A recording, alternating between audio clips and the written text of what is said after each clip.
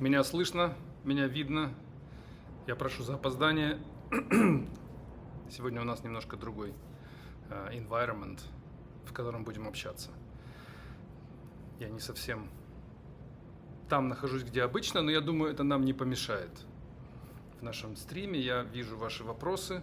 Как обычно, 1 час на русском языке. Вы задаете вопросы текстом, я пытаюсь ответить максимально откровенно, пытаясь принести вам своими ответами какую-то пользу. Первый вопрос. Как въехать в неизвестный тебе open source проект? Для меня тяжело сходу что-то понять в коде, приходится последовательно идти. Может, нужно разбирать на модули и не вникать в детали. Я думаю, что ставить себе с самого начала задачу вникнуть в проект не стоит. Думаю, что правильнее будет поставить себе задачу принести этому проекту какую-то пользу. И приносить эту пользу через решение проблем, которые в этом проекте стоят. Например, через нахождение там ошибок. Это, мне кажется, самый простой шаг, с чего стоит начать, пока вы еще не понимаете, как проект организован. Открываете код, пытаетесь сделать копию себе на компьютер, запускаете у себя на компьютере, пытаетесь сделать так, чтобы эта программа заработала или этот фреймворк. У вас, скорее всего, будут трудности, у вас что-то не получится. Вы об этом пишете, сообщаете об этих дефектах, и авторы проекта вам будут благодарны. Следующим шагом пытайтесь какую-то из существующих проблем, которые уже есть в их бэклоге, решить. Открываете тикет, пытаетесь сделать решение, делаете pull request, пытаетесь добиться того, чтобы pull request был принят, и на этом все.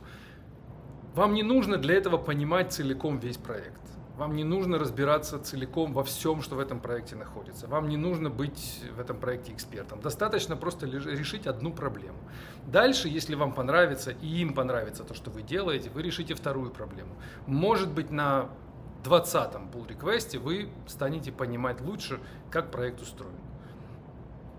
Я бы так рекомендовал действовать. И так я вижу, действуют те, кто наиболее успешны в тех проектах, с которыми мы работаем. Мало кто достигает успеха, долго и внимательно разбираясь на старте в том, что внутри наших проектов происходит. Это не конструктивный путь. Идите по пути микро-контрибьюшенов. Следующий вопрос.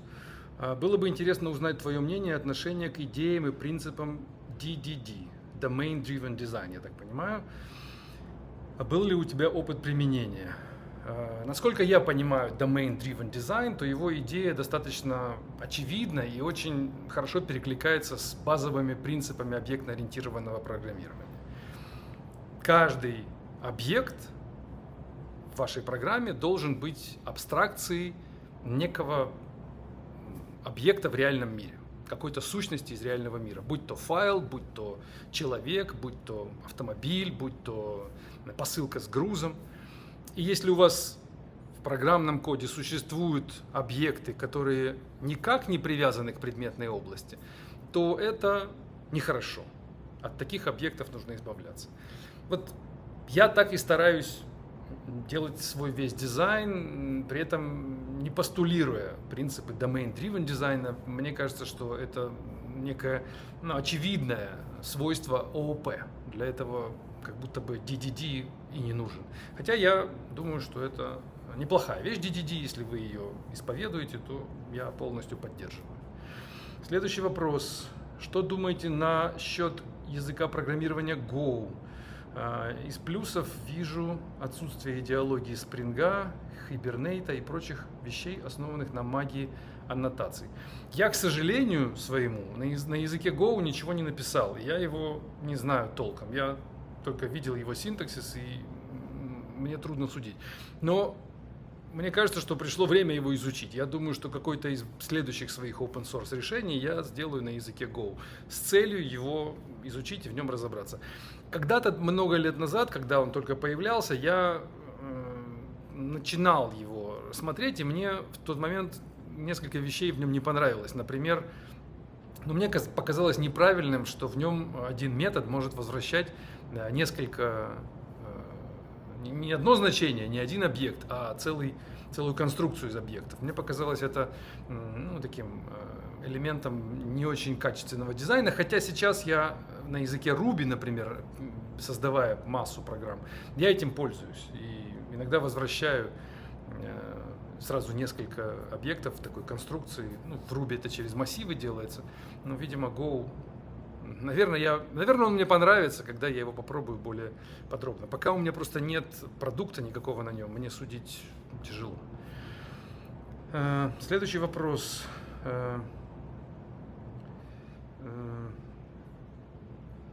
Подскажите, пожалуйста, заканчиваю 4-й курс универа, был не самым прилежным студентом, но в последнее время довольно неплохо изучил C. Работал с алгоритмами, сейчас для диплома делаю компилятор. Есть страх по поводу трудоустройства, сейчас вообще нужны программисты на C, вопросительный знак, постоянно мысли отсрочить работу. Так, тут длинный текст. Мы уже по поводу языка C говорили на прошлом стриме. Или на пару стримов назад. Я говорил, что язык C, на нем написано, как минимум операционная система Linux, ядро операционной системы Linux. И остаться без работы программисту на C я не представляю, как это возможно. И, конечно, можно сказать, что язык C, он как язык программирования, конечно, устарел. То есть он, когда был придуман, то в нем малое количество задач решили системного уровня, которые сейчас уже не актуальны. Сейчас эти задачи уже решены. И использовать язык C – это обрекать себя на некое технологическое, не то что отставание, но технологическую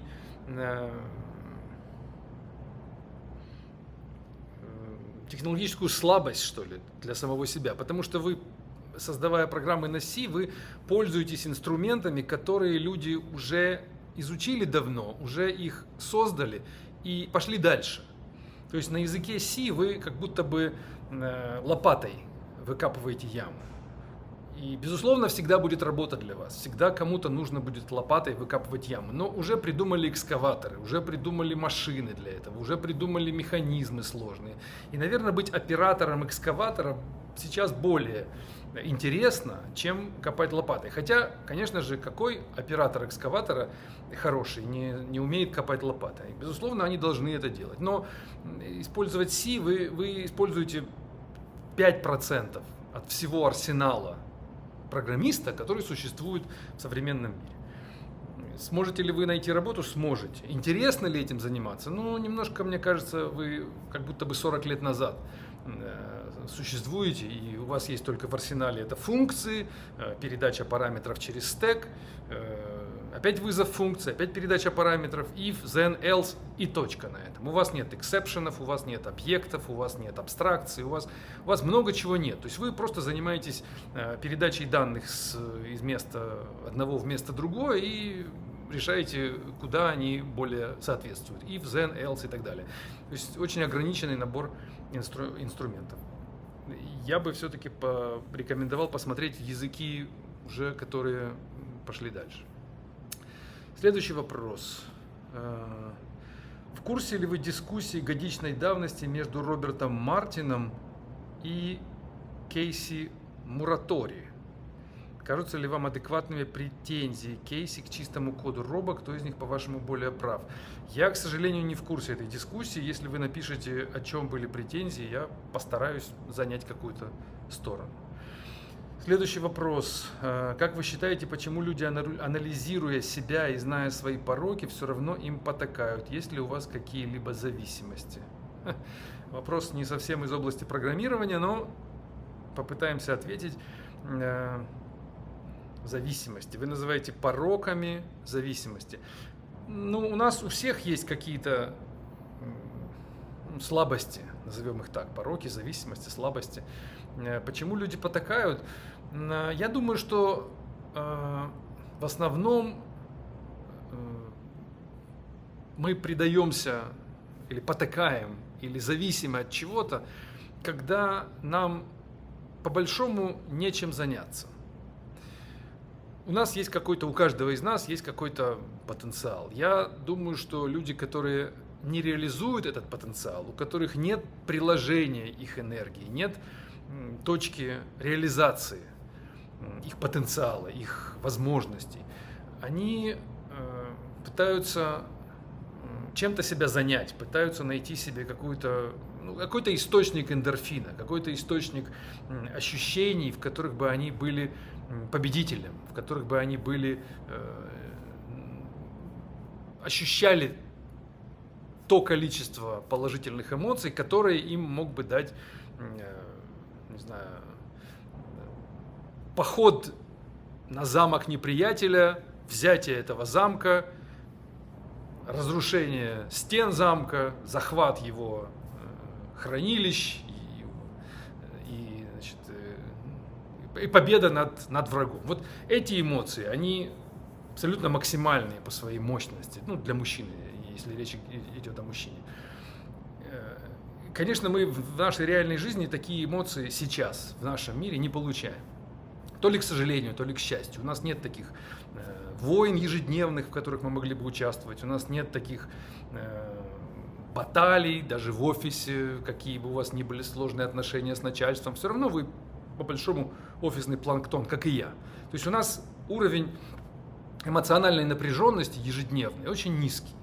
Мы живем мы в недонапряженном состоянии находимся. Мы живем в очень расслабленном формате. И, конечно, нам не хватает этого, нам как животным не хватает этих ярких красок. И, наверное, героин даст эти яркие краски, или алкоголь, или, может быть, марихуана, какие-то пороки, как вы их называете. И мы хотим это получить, потому что мы недополучаем это в жизни. Если бы ко мне пришел, не знаю, родитель ребенка и спросил, почему мой ребенок тянет его в пороки, то я бы сказал, нагрузите своего ребенка тяжелыми задачами. Дайте ему тот самый замок, стену которого он должен разрушить, и королеву которого он должен пленить. Для этого, безусловно, рискнув своей жизнью, встретив на пути массу преград, получив огромное количество травм, как психологических, так и физических. И тогда он не будет его такой тяги к алкоголю. Ему это будет менее интересно. Он уже получит все свои эмоции там, где на войне. Вы должны понимать, слово «война» я использую в таком более общем, абстрактном смысле. Я не говорю о конкретной потасовке, но речь идет о каком-то столкновении, о каком-то тяжелом конфликте, через который человек должен проходить вообще в идеале ежедневно, или с какими-то перерывами. Вот создайте этот конфликт в себе, попытайтесь найти эту войну для себя, и у вас тогда меньше будет желания заниматься пороками, мне так кажется. Следующий вопрос. Причиной бана ТикТока в Америке является не прокоммунистическая пропаганда, а рост антисемитизма на фоне конфликта Израиля и Палестины. Это, видимо, комментарий к последнему видео черно-белого IT, который мы выложили буквально в начале этой недели, где я говорил, что TikTok блокирует, в том числе, я указал там две причины, но в том числе из-за его прокоммунистическую пропаганду. Вы говорите, что речь о антисемитизме. Вероятно, вы правы. Вероятно, вы здесь в чем-то правы. Я думаю, что трудно нам сказать, сидя здесь, о том, на самом деле, что там происходит в голове у Байдена и в голове у тех людей, которые за ним стоят. Но однозначно эта блокировка связана с политическими причинами. И политическими, напрямую ведущими нас к ограничениям свободы слова. Будь то слово о коммунизме, будь то слово о антисемитизме, будь то слово о чем угодно другом, есть желание эти слова ограничить, сделать так, чтобы их было меньше. Я на черно-белом IT говорил, что я, в общем-то, за ограничения. Я за то, чтобы не было свободы слова. Мне кажется, свобода слова – это вещь вредная, и это понимают многие, я бы даже сказал все, кто находится у власти, и эту свободу ограничивают. Но делают они это как-то из-под тишка. Блокируют ТикТок, рассказывают о том, что проблема в том, что это наши данные секретные об этих людях куда-то утекут. А на самом деле их интересует, например, проблема антисемитизма или, например, проблема коммунистической пропаганды. Так давайте будем открыты в этом вопросе. Давайте ограничим свободу слова правилами, ограничениями, как это было сделано, например, в том же Советском Союзе. Есть определенное министерство, занимающееся культурой, пропагандой, цензурой. И если там в этом министерстве говорят, что этот фильм или этот ТикТок-стрим или вот наш с вами разговор подходит под их правила и стандарты, значит он выходит. Я за такое общество, в котором я буду знать, что информационный поток проходит определенную фильтрацию. Мне кажется, что это будет для общества лучше. Для каждого конкретного человека, может быть, это будет хуже. Каждый конкретный человек будет себя, наверное, ощущать ограниченным в возможностях, будет ощущать давление на свою свободу и так далее. Но мы должны понимать, что интересы общества и интересы отдельного человека – это вещи малосовместимы между собой. И они не могут быть совместимы. Каждая конкретная личность, она борется за свои интересы, за свои права, за свои имущественные и неимущественные ценности. А общество в целом борется за сохранение определенных стандартов и ожиданий и правил, которые хороши для всех, но не очень хороши для каждого. Где-то я в каком-то недавно, по-моему, в каком-то из стримов приводил вам пример, что представьте себе группу солдат, находящихся в окопе. Давайте спросим у каждого из этого солдата, что им сейчас бы хотелось сделать. И вам они скажут, что они хотят собрать вещи и пойти домой. А еще лучше, чтобы их хорошо накормили перед этим. А еще лучше, чтобы каждому выдали по $1 миллион. Это личный интерес каждого солдата. А давайте теперь спросим у командира или у тех, кто организовал этих солдат, чего они хотят. Они хотят, чтобы все эти солдаты поднимались, бежали, погибали и эту самую крепость, о которой мы только что говорили, захватывали. Вот эти два противоположных интереса, они не сочетаются. Мы не можем спросить у солдат, чего они хотят. И на основании их мнения принять решение о том, что хорошо для общества. Для общества хорошо, чтобы часть этих солдат погибла, но все вместе они достигли какой-то цели.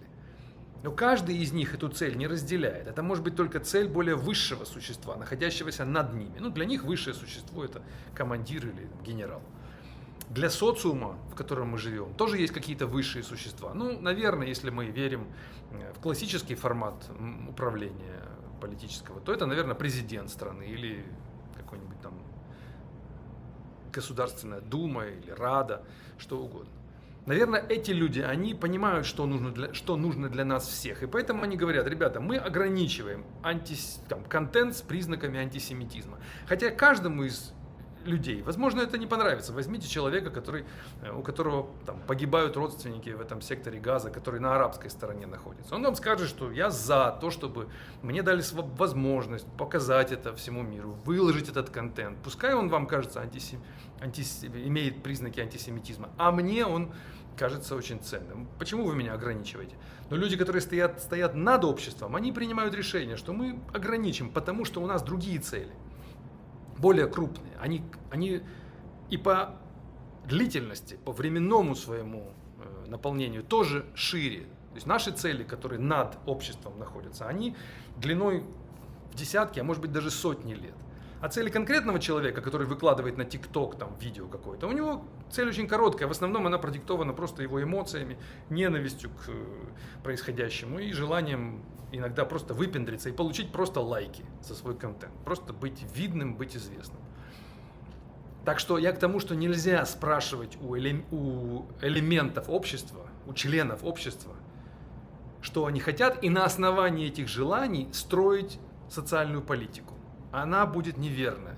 Мы спрашивать-то можем, так сказать, для корректировки своей политики, но все равно Политику должны выстраивать мы, находясь над этим. И то же самое применимо к группе людей, например, занимающихся разработкой программного обеспечения. Если у вас есть команда, и в этой команде 10 человек, то не нужно спрашивать у этих программистов, чего они хотят, как им кажется правильно организовать работу в команде, как им правильно настроить систему контроля качества. Это не их уровень, на котором они должны принимать решения. Они, безусловно, скажут вам, что им хочется. Вы послушаете это. Но потом все равно должен быть орган, или человек, или группа людей, которые стоят над этой командой. И они скажут, будет вот так. И то, что они скажут, может быть каждому члену команды показаться странным, неэффективным, недемократичным, нетолерантным и так далее. Так должно быть. Не пытайтесь строить демократию внутри команды, не пытайтесь делать так, чтобы члены коллектива имели совещательный, не то что совещательный, а совещательный голос окей, они пускай совещаются, но они не должны иметь возможности голосовать при принятии решений, связанных с судьбой этой команды, связанных с будущим этой команды. Я думаю, что мы к этой теме еще вернемся как-нибудь. Я об этом хочу написать блог-пост. Если кто еще не знает про мой блог, тоже подписывайтесь. И на телеграм-канал тоже не забывайте подписываться, который у меня существует. Так, следующий комментарий от того же автора. По поводу Дурова и свободы слова. Телеграм до недавнего времени был единственной платформой, на которой могли находиться некоторые из политически правых каналов. В Твиттере и Ютубе данные каналы забанены. По поводу свободы слова мы тоже говорили на черно-белом IT-подкасте. Я говорил, что свобода слова, она, даже смешно о ней говорить, о том, что она какая-то существует. И если Телеграму нравится позиционировать себя как очаг такой, очаг свободы, как место, где люди могут сказать правду, то это лишь то, что они хотят сказать, и то, как они себя хотят позиционировать. Если речь идет о реальном контенте, который действительно кому-то вред какой-то приносит, то, конечно, ни о какой свободе речи быть не может. И на мой взгляд, и не должно быть речи, не должно быть никакой свободы. В таком формате, как ее позиционирует Павел Дуров и вместе с ним якобы маркетинговая стратегия Телеграма. Зачем нам свобода, в которой существует вся та грязь, которая равняется этой свободе?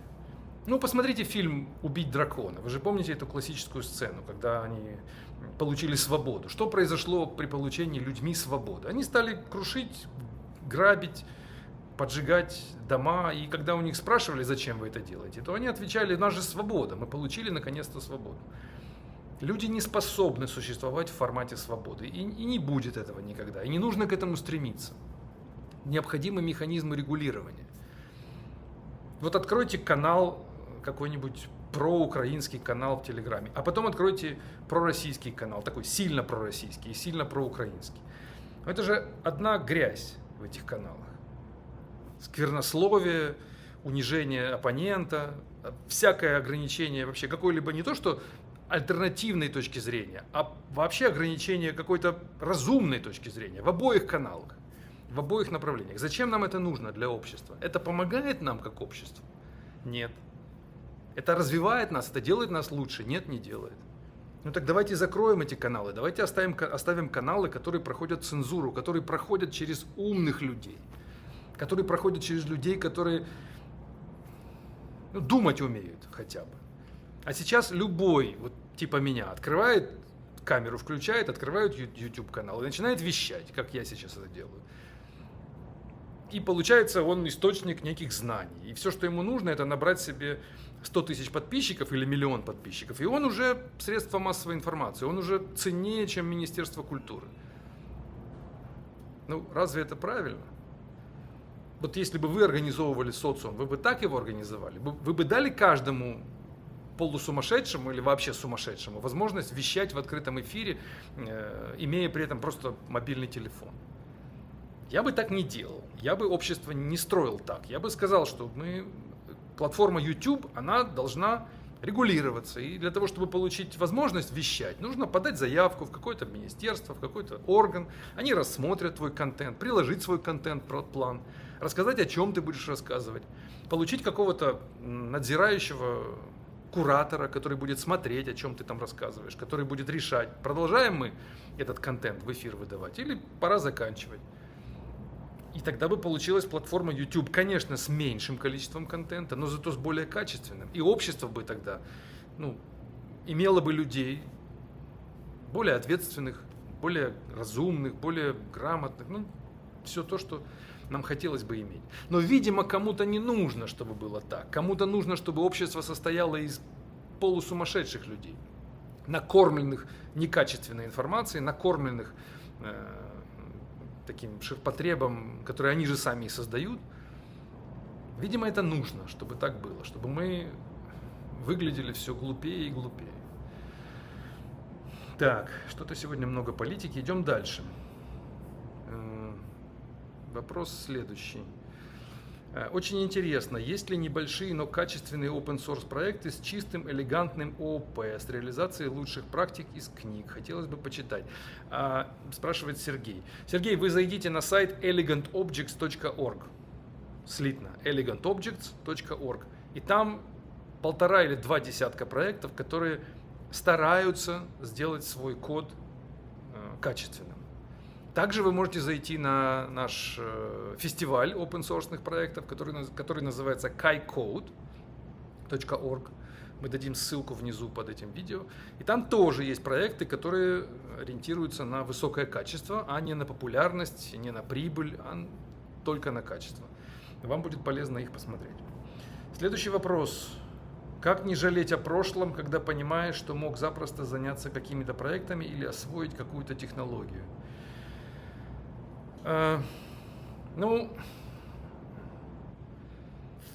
Во-первых, жалейте на здоровье. Я не думаю, что жалеть это такая уж большая проблема. Жалейте, смотрите. Знаете, я недавно фразу услышал.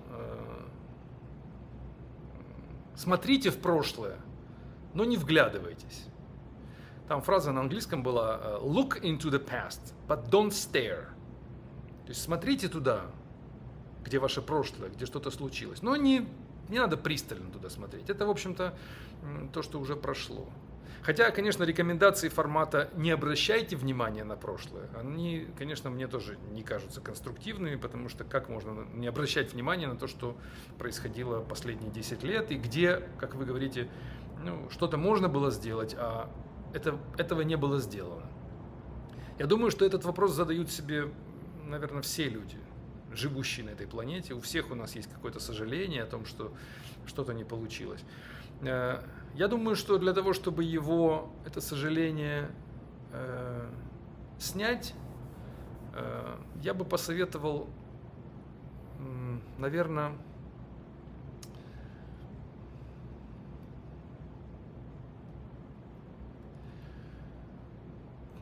попытайтесь, безусловно, я вам дам сейчас совершенно очевидный совет, наверное, который вам любой психолог даст, но все равно скажу. Попытайтесь все-таки смотреть в будущее, и для того, чтобы не было таких постоянных отсылок к прошлому, которые, еще раз подчеркиваю, не являются проблемой. Не пытайтесь это увидеть в этом какую-то, увидеть в этом дефект свой, увидеть в этом проблему, которую нужно решить, увидеть в этом акцент. Не делайте акцент на этом. Да, у вас, например, последние 10 лет, люди бывают, например, в тюрьме сидят. Вот получилось у него, случилось что-то, его посадили в тюрьму. Он там где-то сбил пешехода на пешеходном переходе.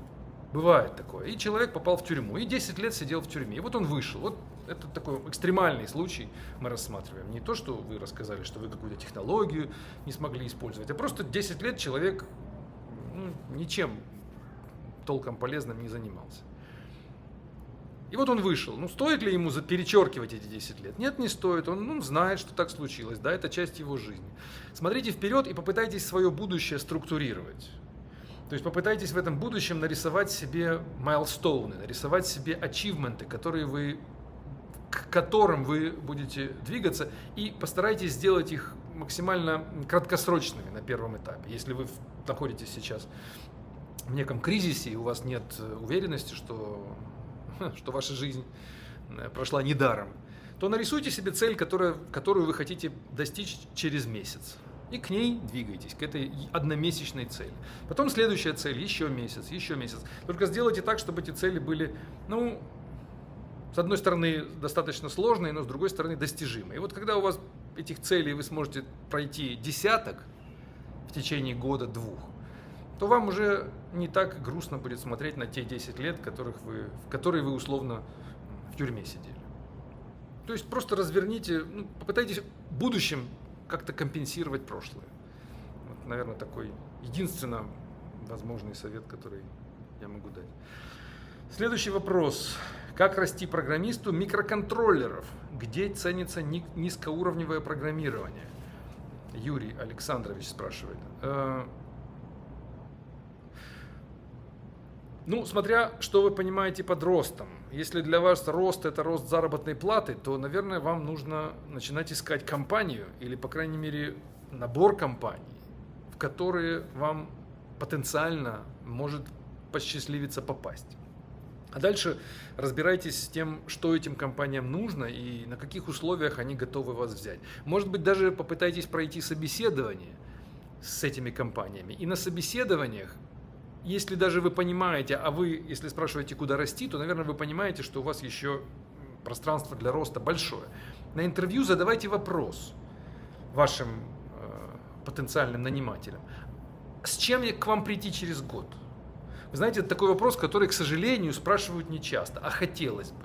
Вот я провожу, каждую неделю, наверное, по одному интервью с кем-то.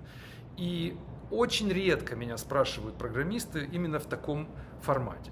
Понимая даже, что они не подходят мне, а это большинство людей, которые приходят, понимают, они не формулируют это так. Они как-то видят какой-то недостаток, что ли, в нашем контакте. Они понимают, что мы друг другу не подошли, и на этом точка, и мы расходимся. Но лучше было бы спросить у работодателя, а что мне сделать за год, чтобы прийти к вам через год и попытаться снова, что мне вам принести через год, чтобы вы меня взяли. И я отвечу на этот вопрос, как работодатель. Я много что смогу вам рассказать и что предложить. И через год это не так много, год это очень короткий срок, он пролетает быстро. И вы через год приходите ко мне, и у вас будет уже в руках то, что я хотел от вас год назад, и чего у вас не было, и почему я вас не взял. Вот пройдите по этим компаниям и попытайтесь у них спросить именно это, что же вам не хватает. Вы услышите, куда вам расти, как вам расти. Следующий вопрос. Расскажите про свой временной менеджмент. Если перед вами стоит долгосрочная, не совсем желанная, но нужная задача, вы бы решали по 2 часа в день или спринтом в 7-9 недель. Как вы делаете? Спрашивает меня Егор. У меня плохо все с временным менеджментом, я вам скажу. Я такой не очень дисциплинированный в этом вопросе. И это моя слабая сторона. Я поэтому меньше успеваю сделать, чем, мне кажется, мог бы.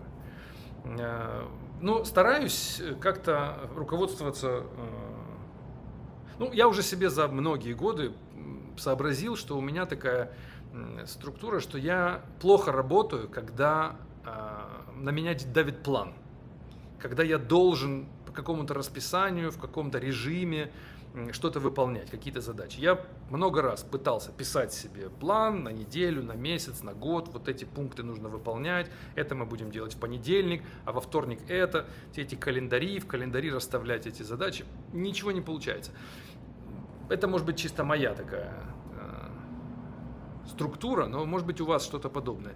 Я для себя выработал, принял такую формулу, что я делаю то, что мне сейчас делать наиболее комфортно. Вот к чему у меня сейчас лежит душа, то я и буду делать.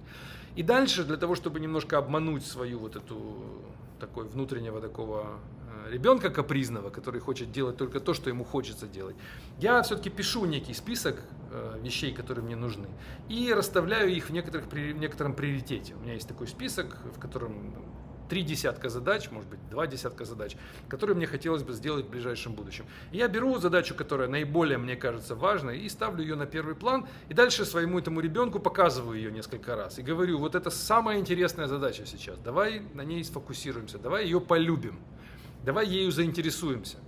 И это занимает какое-то время. Он может сначала не обращать на нее внимания, его она не заинтересовывает, потом в какой-то момент он чувствует, я сам чувствую, что интерес появляется к этой задаче. И дальше я в нее погружаюсь и только ею занимаюсь. Все остальные задачи начинают отваливаться, и там я срываю сроки и так далее. Вот такой у меня формат. Выбираются все задачи, которые вообще бывают, потом они как-то сортируются, потом взгляд на первую задачу, на одну, пытаемся в нее влюбиться. Знаете, есть такое выражение: перед тем, как делать, полюби это. Не делай то, что тебе неинтересно, не делай то, что тебя не возбуждает, тебя не вдохновляет, не воодушевляет. То есть сначала нужно дать ему какое-то время, этому внутреннему ребенку, увидеть эту игрушку, и к ней зародиться должен интерес. Мы же, мне кажется, дети все равно, нам хочется играть, и мне, по крайней мере, некомфортно заниматься какой-то задачей, когда это надо, когда я должен. Это ужасное для меня состояние. Если я должен что-то, я буду делать некачественно, медленно, я буду отвлекаться, я буду стараться сделать что угодно другое, но не это. Так что я бы, если рекомендации давать, то я бы рекомендовал идти через воодушевление внутреннего ребенка. Такой немножко психологический вам отступление психологическое. Так, следующий вопрос. Артем спрашивает: используете ли вы свои же метрики для себя? Какие у вас показатели в сравнении с другими? Да, у нас есть единая метрика в нашем небольшом коллективе, где мы код пишем, и там и я тоже участвую в этом соревновании, в этом постоянном механизме оценки продуктивности программистов. И у меня позиции там не очень плохие, но не на первых я местах, потому что я все-таки не, к сожалению, или может быть, не так я интенсивно пишу код, как ребята, которые помоложе, и поэнергичнее, и соображают быстрее. Я там, конечно, но не в хвосте, я где-то в середине. Потому что у меня другие есть задачи, но в плане программирования у нас вот есть, мы обсуждали несколько раз на этих стримах наших о продуктивности программиста. Я вам говорил, что программист, который воодушевлен своей задачей, которому интересно, который работает с душой, он пишет значительно больше или просто больше, чем 10 тысяч строк в месяц. У нас ребята пишут, вот некоторые 30-40, вот месяц назад у нас была цифра 50 тысяч строк кода за один месяц. Причем важно понимать, что речь здесь не о строчках, которые просто нагенерированы, и мы просто считаем, сколько их получилось. А каждые строки кода, каждый блок этих строк кода — это pull request, который проходит код-ревью. То есть вы не можете в нашем формате просто сгенерировать 1000 строк кода, и они попадут в репозиторий, а потом этот алгоритм, который анализирует эти метрики, он вам скажет: да, этот человек получил 1000 строк кода. Это не так. Эти 1000 строк кода окажутся в репозитории только после того, как команда посмотрит на них и скажет: да, действительно, эти 1000 строк кода нам нужны. Спасибо вам за то, что вы их написали. И это не автосгенерированный код. И представьте себе таких строк кода, которые прошли ревью команды, которые попали в релиз, которые прошли все юнит-тесты, прошли все механизмы контроля качества. У нас у некоторых программистов до 50 тысяч в месяц доходит. Скажите, сколько у вас, вот, дорогие мои слушатели. Посчитайте свои строки кода за месяц. Сколько у вас, какие у вас цифры, и напишите в комментариях. Я считаю, что это, по-прежнему считаю, что это ключевой показатель, наверное, второй показатель после количества pull-реквестов. Первый показатель, я по-прежнему настаиваю, главный показатель производительности open source программиста или любого программиста — это количество pull-реквестов, которые попали в репозиторий после проверки качества. Обратите внимание, речь идет не о pull-реквестах, которые автоматически попадают в основной поток, и никто не видит, что там было написано. А это код, который прошел ревью, который прошел анализ всей команды или нескольких ревьюеров. Вот сколько вы таких pull-реквестов сделали, а потом, если еще обратить внимание на размеры этих pull-реквестов, на количество строк в этих pull-реквестах, то если у вас их 30-40 штук в месяц и строк у вас 50 тысяч в месяц, то вы очень крутой программист, очень производительный. Может быть, вы пишете программу, которая не супер большой важности, и она мир не меняет, но вы по производительности, по продуктивности, вы, конечно, вызываете уважение. Так, следующий вопрос. Оказываете ли вы платные консультации? Есть предложение накатать пару страниц обо мне, прислать вам и купить час вашего времени на анализ моих достижений и быструю беседу. Ну, я не зарабатываю этим, такими консультациями. У меня был опыт, знаете какой? Я иногда думаю к нему вернуться. Это было лет 5 или 6 назад. У меня тогда еще YouTube канал был не такой, как сейчас, по размеру. И мы на нем записали публичное интервью. Оно до сих пор на моем канале есть. Это программист, который прислал мне свое резюме. И я прямо в прямом эфире, или в записи, не помню, я рассматривал это резюме и критиковал его. И говорил, в чем его сильные стороны, в чем слабые, взял бы я его на работу или не взял бы я его на работу.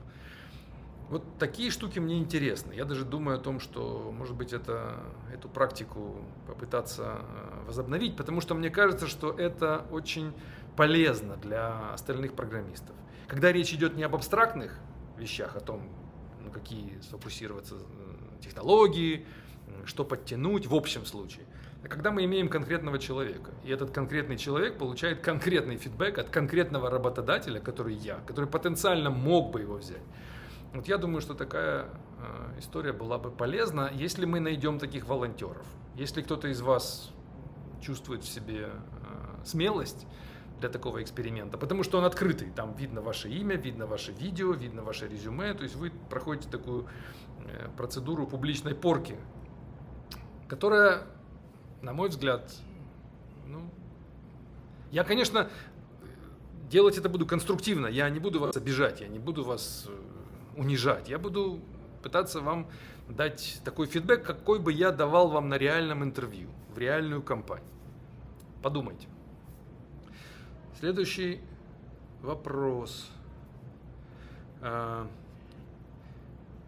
Используете ли вы какие-нибудь тайм-трекеры и вообще как вы планируете день, неделю? Ну, как я уже сказал, никаких тайм-трекеров, к сожалению, со мной не работает. Я пытался еще, знаете, делать есть такая технология или техника, называется помодоро тайминг или что-то такое. То есть это такой помидор, настоящий помидор, не настоящий помидор, а пластмассовый помидор, который в форме часов. И его заводишь на 60 минут и ставишь на стол. И он тикает и считает эти самые 60 минут или 40 минут, насколько вы его заведете. А потом звенит. И вот ваша задача работать, пока он тикает. И когда он зазвенел, обязательно нужно встать, пройтись, сделать паузу, перерыв и опять вернуться, и опять его завести. И каждый раз, когда его заводишь, ставить себе какую-то цель конкретную. То есть не просто просидеть нужно 40 минут, а нужно за эти 40 минут достичь какой-то цели. Ну вот я пробовал, это было прикольно, всего, не знаю, пару дней я этим занимался, потом опять не получается. Мне когда интересно, то я могу не вставать из-за компьютера 5-6 часов, и только за чаем хожу и все. А бывает, когда неинтересно, так и не заставишь. Какие бы вы мне трекеры не включали, вот мне неинтересно сейчас и все.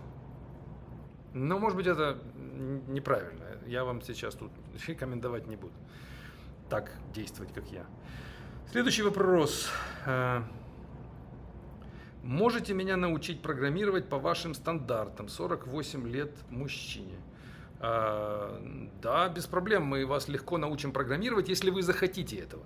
Вы знаете, после моих вот этих призывов на стримах, призывов приходить к нам и участвовать в наших проектах, в open source, не в open source, масса людей мне пишет. Каждый день мне кто-то пишет. Вот каждый день мне в Telegram какое-то сообщение приходит. Люди спрашивают, как я могу к вам в команду попасть, какие open source идеи у вас есть. Я им даю, мы даем тестовые задания, мы даем тестовые, такие пробные первые задачи. 9 из 10 растворяются в тумане. То есть, мне кажется, не во мне дело, просто люди ищут няньку. Люди ищут, кто бы их научил программировать по нашим стандартам. Люди ищут, кто бы взялся за их судьбу, кто бы им дал спасение от того, от того, от того. И когда я ему говорю, ну вот тебе первая задача, а он хорошо и пропадает. Это, видимо, та же статистика, которую мы набирали, когда Xerocracy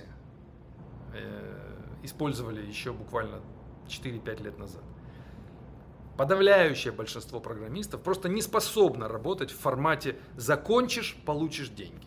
Закончишь задачу, мы тебе заплатим. В этом формате 10% или 20% людей способны существовать. Все остальные существуют в формате «что сегодня делать, начальник?»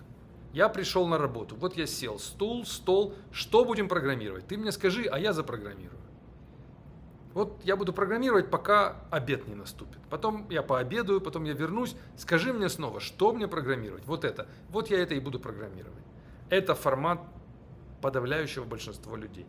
Мне такой формат некомфортен. Я нянькой не умею быть. Может быть, это неправильно. Некоторые пишут в комментариях, что хороший начальник, хороший менеджер, он именно вот нянька. Он заботится о людях, он садится рядом, он им помогает, он их окучивает любовью, вниманием и заботой. Я эту формулу не разделяю. Я считаю, что каждый человек, взрослый человек, он должен действовать самостоятельно. Моя задача как начальника дать ему просто механизм измерения его продуктивности и морковку, которую он получит, когда у него все закончится, когда он закончит работать.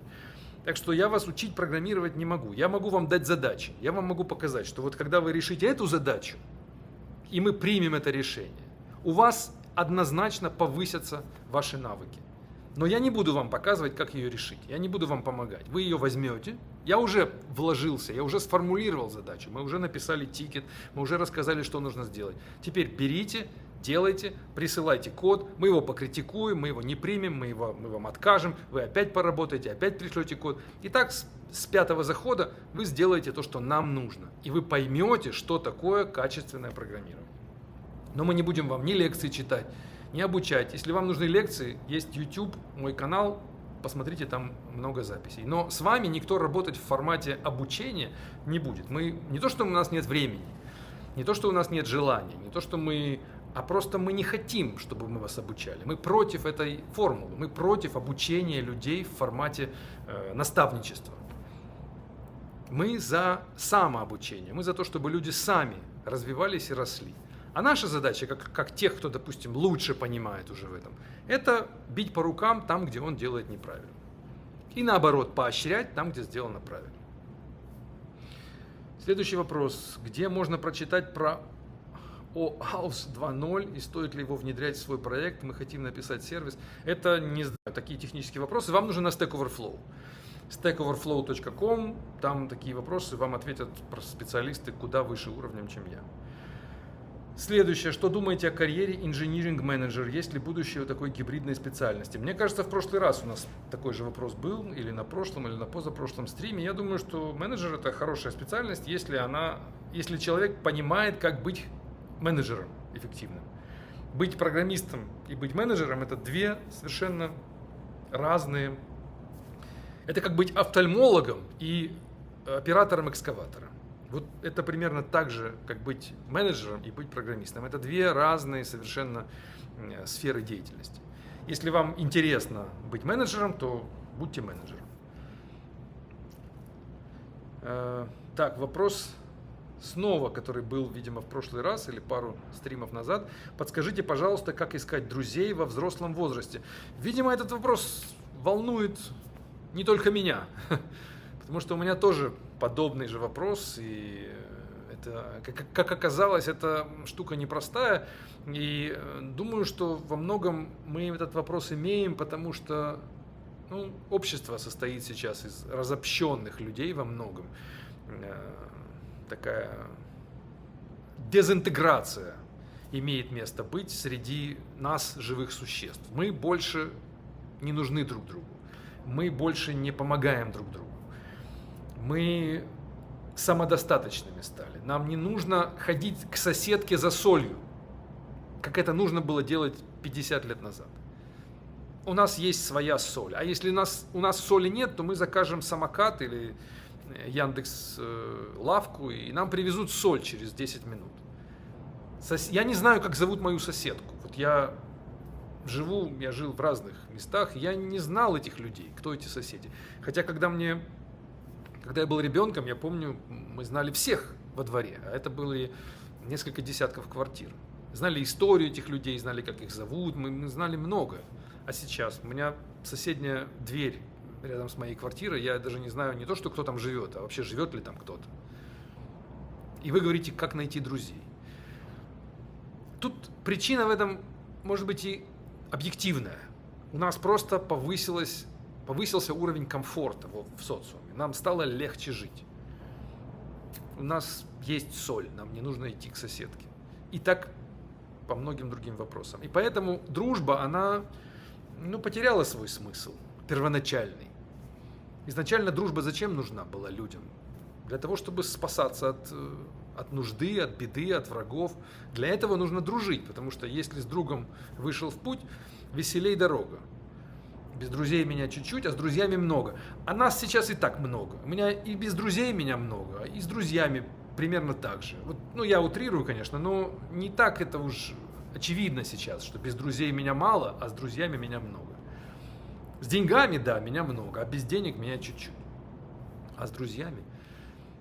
Так что, может быть, вам стоит подумать, а нужны ли вам друзья во взрослом возрасте? Может быть, это какая-то старая история. Может быть, это уже отживающая себя формула взаимодействия между людьми, дружба. Может быть, это уже, наверняка вам, автору этого вопроса, не 20 лет. И, наверное, даже не 30. А может быть, даже и не 40. А больше. То есть вы пытаетесь ностальгировать по старым механизмам, которые уходят из социума, как книги бумажные. Вы бы спросили, почему люди не читают бумажные книги, а читают электронные. Дайте еще 2 поколения, и мы забудем о бумажных книгах вообще. Через 50 лет их просто не будет. Это будет как виниловые пластинки сейчас. Это будет, конечно, так, для интерьера, для каких-то узких очень специалистов. Но в массе своей люди никакие виниловые пластинки не слушают. И не будут читать книги. И дружить не будут. Так что подумайте, может быть, мы просто старые очень. И вы, и я. Так, следующий вопрос. Интересно ваше мнение о языке программирования PHP. Хоронят его уже 20 лет. Его с одной стороны хоронят, а с другой стороны из него делают Java. Он же все больше и больше похож на Java. Я когда начинал на нем программировать, это был PHP 3 версии. Там не было даже объектов. И он выглядел совсем не так, как сейчас. Потом была 5 версия, на которой были объекты. Сейчас уже 8, если я не ошибаюсь. И там уже, мне кажется, синтаксически он от Java мало чем отличается. Там уже и типы, и интерфейсы, я не уверен. Но это уже близко как все языки программирования, они сейчас друг у друга копируют. Каждый борется за рынок, не за качество программирования, а за рынок. Это та самая проблема, с которой мы начали сегодня наш стрим. Когда я сказал, что один человек или индивидуумы, которые находятся в обществе, они не способны понимать замысел команды целиком. Так и разработчик языка программирования не способен понимать нужду индустрии. То есть, если индустрия хочет, чтобы в ней было больше качественного кода, то нам нужно, чтобы язык PHP был языком PHP, а Java была Java, и между ними была разница. И каждый язык отстаивал свой набор принципов программирования. И потом из них бы выжил тот, который более правильный.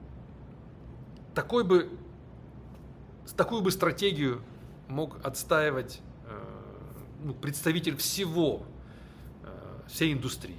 Но если вы возьмете одного конкретного автора какого-то языка программирования или группу этих авторов, например, в PHP, то они вам скажут: нас интересует популярность нашего PHP, и ради этой популярности мы сделаем все. Мы внедрим туда лямбда-выражения, мы внедрим туда аннотации, мы внедрим туда, все подряд, внедрим все, что есть у всех других языков. Зачем? Потому что нам нравится, когда наш язык популярен. И все. У них нет, они на уровень выше подняться не могут в своем сознании. Это правильно, это логично. Так что это, конечно, удручает. Следующий вопрос. Учусь в 10 классе. Замечательно. Занимаюсь изучением Python, пишу Telegram-ботов. Есть несколько пет-проектов. Сейчас пишу бота для интернет-магазина. Понимаю, что в ближайшие 2 года нужно будет релоцироваться из Российской Федерации. Что бы вы посоветовали, чтобы через 2 года можно было бы рассчитывать на трудоустройство в Европе или на фрилансе? Спасибо. Я думаю, что если вы хотите в Европе трудоустраиваться, то вам нужно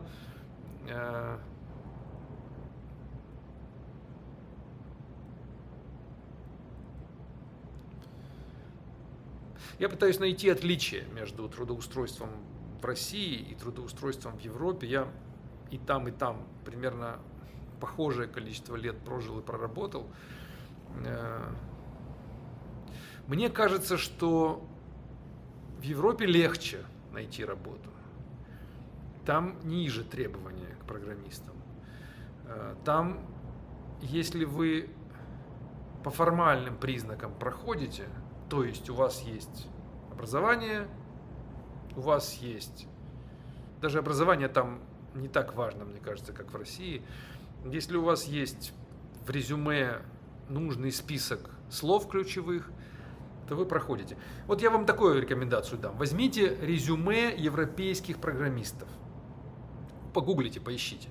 Готовые резюме просто программиста из Европы. И попытайтесь нарисовать свое такое же. И вы увидите, что у вас не рисуется пока. Вы в 10 классе, значит, у вас будут какие-то пробелы. Чего-то у вас там не будет. Вот потратьте следующие несколько лет на то, чтобы эти пробелы заполнить. Чтобы вы могли в этом документе сказать правильные слова. Будете ли вы это уметь делать или нет, мне кажется, это менее их будет интересовать, чем наличие этих ключевых слов. Вот. Ну и последнее добавлю, мне кажется, что через 2 года релоцироваться нужно будет в обратную сторону. Вы видите это как туда, может быть, у вас какие-то семейные причины, и вы переезжаете всей семьей, но мне кажется, что если в плане карьеры, в плане развития, то Европа точно через 2 года будет не точкой, куда нужно релоцироваться, если вы хотите быть техническим экспертом и получать хорошие деньги. Америка может быть, да, там просто больше денег. А ехать из России в Европу через 2 года, это звучит странно. Что я думаю про Data-Oriented Design? Я думаю, что это правильная штука. Это, видимо, что-то рядом с Data-Driven Design, Data-Oriented. Мне кажется, это, наверное, одно и то же, просто разные слова. Думаю, что да. Думаю, что дизайн кода, дизайн классов, дизайн компонентов, он должен, конечно, опираться на то, как устроены данные, то есть как устроен реальный мир. Данные — это же то, что окружает нас, и то, что абстракцию чего мы строим внутри программ. Конечно, мы должны стараться ее копировать. Вопрос дальше. Получается, не стоит изучать C, C++ в качестве первого языка. Я бы... Вы знаете, сложный вопрос. У меня просто есть же мой бэкграунд, и меня учили, да, оттуда, из этих языков. У меня еще был Pascal, у меня еще был Assembler. Я начинал вот с такого low-level программирования, системного программирования, потому что тогда не было никаких Go, Python и так далее. Поэтому я вам скажу свое понимание. Мне кажется, что, наверное, стоит начинать с C, и даже не с C++, а с C, может быть, даже с Assembler. То есть программист, начиная, должен понимать, что происходит на аппаратном уровне. Должен понимать, как работает компьютер. Если, конечно, это не Flutter-программист, которому нужно просто собрать мобильное приложение и получить за это деньги и вернуться к своему основному занятию, виндсерфингу или сноубордингу. Если же вы все-таки видите себя как действительно экспертом и человеком, которому хочется видеть всю вертикаль, начиная с самого низу, с оборудования, с аппаратного обеспечения до самого верху, то я бы начинал учить программировать, конечно, на C. Потом C++ я бы вообще не учил, если честно. Мне кажется, C++ это немножко такой язык, который вот он, наверное, должен погибнуть, мне кажется. И C++ это такой переходной какой-то этап был между C и ООП. И этот ООП, этот переход как-то затянулся. он должен был, мне кажется, C++ побыть на рынке и потом исчезнуть, потому что он, ну, у него очень, на мой взгляд, дизайн такой, ну, временный, он не продуманный, он не несет в себе никакой задумки глубокой, он не несет в себе идею. Он просто позволяет людям, которые услышали, что есть ООП, реализовать этот ООП, вот особо далеко не уходя от языка C, чтобы оно там же компилировалось, чтобы работали те же старые программы, но с каким-то дополнением, которое называется ООП. И казалось, что этот язык, он temporary, вот такой, на короткое время. Но он остался в индустрии, и люди его теперь уже через слэш, C/C++. Но если вы спросите Линуса Торвальдса, что он думает о C++, то он вам скажет, что это далеко от того, что должно быть в программировании. Так что я бы учил C/Ruby или C/JavaScript, но не C++, конечно. То есть, если изучать последовательно, то сначала, наверное, C изучить как язык базовый, потом перейти на язык более высокого уровня, например, JavaScript, потом попробовать какой-нибудь Ruby, может быть Python. Я просто Python не люблю, мне кажется, что Ruby он значительно более красивый, но почему-то Python, ну не почему-то, мы знаем почему, он набирает популярность, уже набрал, точнее, популярности значительно больше. Вот так. Следующий вопрос. Можете сказать, есть ли будущее у Python Django? Все говорят, что язык медленный, не подходит. Я не знаю, но Django это фреймворк. Насколько я знаю, это какой-то такой тоже фреймворк без особо глубокой идеи. Он, видимо, создавался тоже как какой-то временный вариант такой какого-то переходного языка или переходного фреймворка, а потом прижился, а потом остался. Я не в большом восторге от таких решений. Так, товарищи, у нас время заканчивается. Я выберу еще 2 вопроса, и на этом все. Давайте посмотрим. Приходите еще на следующий стрим в 6 часов в пятницу по московскому времени.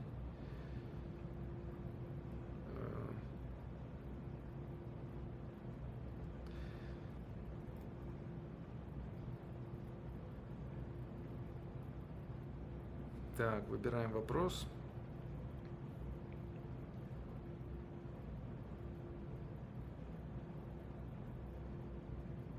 Ну вот давайте про это.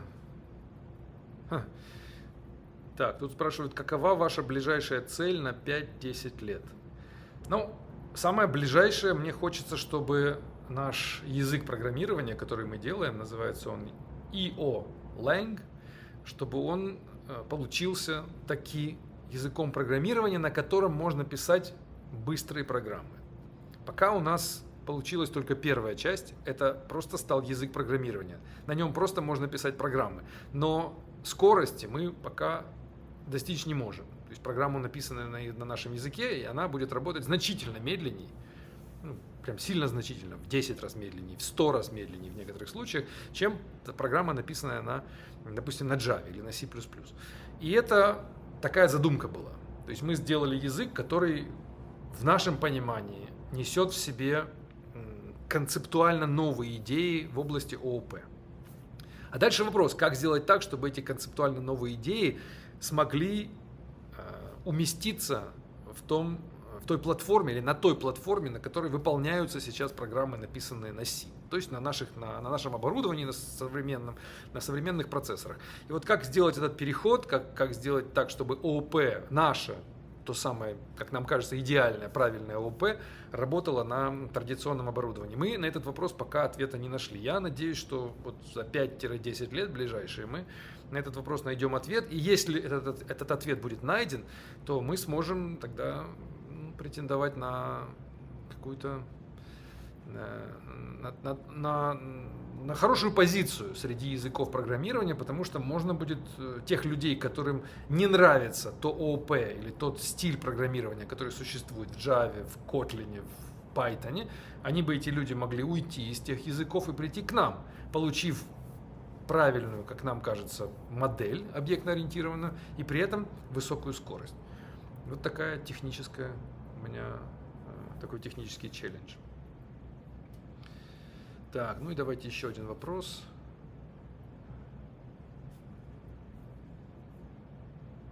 слишком у вас их много, но мы делаем лимит 1 час, к сожалению.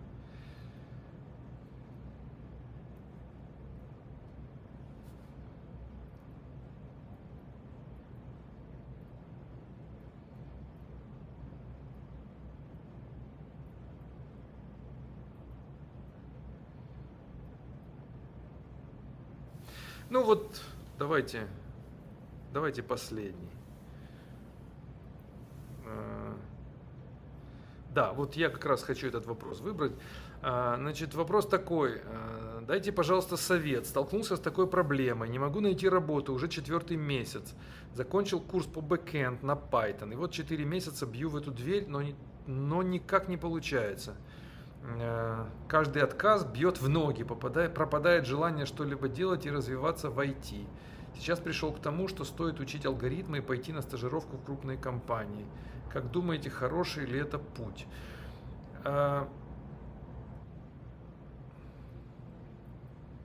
Ну, я думаю, во-первых, ситуация, она понятна мне. Я понимаю, что как это неприятно, когда не берут, и нет работы, нет денег, что с этим делать и как жить дальше. Но попытайтесь, первое, это чисто сначала психологически, вы должны понять, что это ваша проблема. То есть не пытайтесь обвинять рынок, обвинять ситуацию, обвинять тех, кто вас не берет. Попытайтесь посмотреть, порефлексировать в свою сторону, подумать, что у вас действительно есть какие-то дефекты. То есть вы им чем-то не подходите. Вас почему-то рынок не хочет. Это не значит, что на вас нужно ставить крест. Это значит, что у вас есть над чем поработать в ближайшие несколько месяцев. Вам нужно эти дефекты устранить. Вы уже одну мысль нашли. Может быть, вам нужны эти алгоритмы и так далее. Но я бы посоветовал вам прокрутить в голове те интервью, которые вы проходили, и вспомнить, что там было не так. Почему в этих интервью вам отказывали. Какие были причины. Напишите их, подумайте. И попытайтесь их как-то устранить. Я не думаю, что их можно устранить. Судя по вашему профайлу, вы написали, что вы достаточно молодой человек. Или, если я не ошибаюсь, если вы закончили курс. Ну, предполагаю, что вы, наверное, вам не 40 лет, а вы, наверное, молодой. И я думаю, что вам стоит...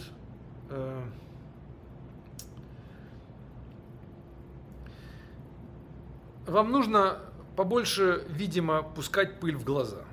Вот это является основным фактором успеха при трудоустройстве.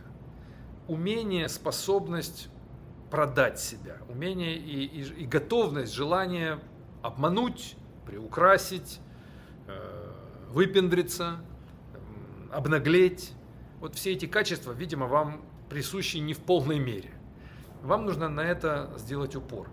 Поработайте с резюме своим. У меня есть на сайте, на моем блоге, есть статья, которая касается того, как оформлять свое резюме. Почитайте ее, наберите у меня на сайте, на блоге, в поиске слово резюме, и вы там увидите, по-моему, даже несколько статей я писал, но одна основная. Там есть примеры резюме прикреплены внизу, которые показывают резюме реальных людей, которые мне присылали свои резюме на анализ, на проверку. Я совершенно бесплатно им давал советы и продолжаю это делать. Если у кого-то есть желание, вы можете прислать мне свое резюме. Я напишу вам, у меня это занимает 5 минут времени, я вам быстро напишу все, что мне не нравится в вашем резюме, и вы пойдете исправлять. Только будьте готовы, конечно, что я буду, жалеть вас не буду. Здесь такая идея. Я бесплатно делаю ревью вашего резюме. Это закрыто, это не публично, мы делаем это по e-mail, и поэтому я особо церемониться не буду, я вам говорю правду, как она есть. Я рассказываю, где у вас недостатки. Но многим это помогает, поскольку вы можете что-то улучшить. Вот, попробуйте с резюме поработать. А на самом собеседовании, пытайтесь принести, я уже это говорил много раз, пытайтесь работодателю что-то принести, показать. Не приходите говорить, что я просто готов работать за еду, а расскажите, что вы уже сделали. Принесите какие-то продукты, какие-то результаты. Напишите что-то до резюме. Сделайте какой-то небольшой проект, небольшую библиотечку, что-нибудь в open source. Придите и скажите: я разработчик этого продукта, возьмите меня на работу. Скорее всего, ваша неудача, ваш неуспех, точнее, связан с тем, что вы приходите в формате, ну, могу копать, знаете, как в том анекдоте, что могу копать, а я уже где-то рассказывал его, расскажу еще раз, и мы закончим. Есть такой анекдот известный, как, я уже не помню, кто там кого спрашивал, но спрашивали у какого-то то ли солдата, то ли еще, что ты умеешь? А он говорит: я могу копать. А еще? Говорит: могу не копать. Вот если вы в таком формате приходите на собеседование, что вы могу копать, могу не копать, ну вот и все. То есть вы будете делать только то, что вам сказали. А у вас своей собственной идеи, своей собственной уже наработки какой-то не существует. Конечно, ваша цена сразу резко падает вниз, и дальше вы имеете то, что имеете. Все, спасибо большое всем, кто пришел на этот стрим. Я надеюсь, что принес вам пользу. Это главная задача этих стримов. Дать вам что-то, что вы смогли бы применять в своей жизни. Дальше я делюсь чем могу поделиться. Надеюсь, это приносит пользу вам и выгоду. Увидимся в следующую пятницу в 6 часов по Москве. Следующий выпуск будет на английском. Всем пока, до свидания.